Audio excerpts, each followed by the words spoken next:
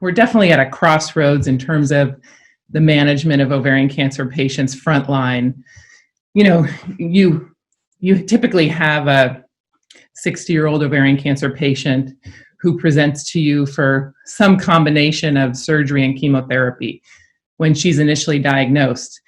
And, you know, we used to treat those patients with chemotherapy, surgery, some kind of combination of the two, and then we would finish their treatment up and we would say, hey, we'll see you in 3 months, you're in remission.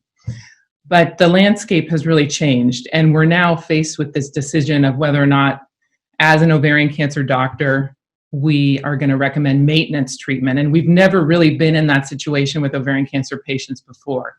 So really, if you're an ovarian cancer doctor, you're faced with this decision about whether or not you're going to place that patient on maintenance. There's definitely been a maintenance type of strategy before, which was using bevacizumab after the completion of chemotherapy to help kind of prevent or prolong recurrence in a high-risk ovarian cancer patient. But the reality is the majority, or close to the majority, depending on where you practice, of providers are not giving bevacizumab treatment after chemotherapy frontline.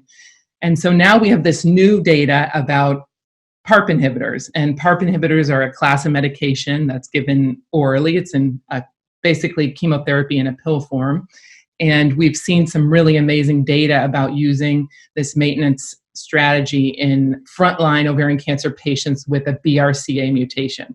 And we've had that data now for over a year. And many of us potentially who didn't believe in maintenance therapy before saw this data in the BRCA mutated patient population and were amazed by it. I mean, patients were living longer without a recurrence than we've ever seen before. But the reality is that was in a very select patient population. So really only 15 to 20% of ovarian cancer patients have a BRCA mutation. So the large majority of our patients were not eligible for that treatment.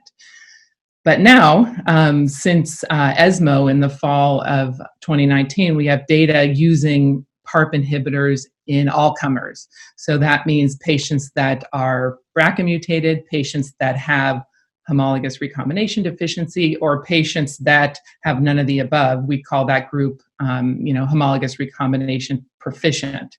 So this new data, for example, PRIMA, tells us, and is now the strategy is now FDA approved to use niraparib, which is a PARP inhibitor, in an all-comer patient population. So that means your garden variety ovarian cancer patient who's potentially not homologous recombination deficient, not BRCA mutated, offering her a PARP inhibitor, specifically niraparib, for maintenance therapy. In terms of PAOLA, PAOLA was a study comparing olaparib with bevacizumab, with the control arm being bevacizumab.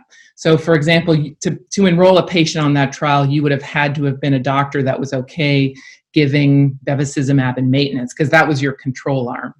So this, again, was a study of all comers. So this was a study that included BRCA mutated patients and patients that were not BRCA mutated, and they were randomized to olaparib with bevacizumab versus bevacizumab alone. And so that data was also impressive.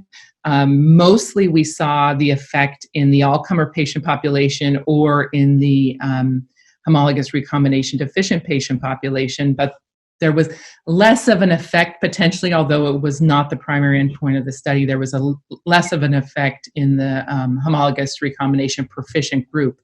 And so since that data has been presented and published, the FDA approved the use of olaparib with bevacizumab maintenance in patients that are homologous recombination deficient. So olaparib has the indication for homologous recombination deficient patients for maintenance, and niraparib has the indication for all comers. Just to summarize, maintenance is definitely prime time now. I think patients are asking for it. I think doctors are more curious about it. I think bevacizumab maintenance was kind of the tip of the iceberg, and now really many many oncologists that weren't using maintenance before are kind of faced with having to make that decision. And I think the patients are going to push you to think about it, even if you don't agree with the science.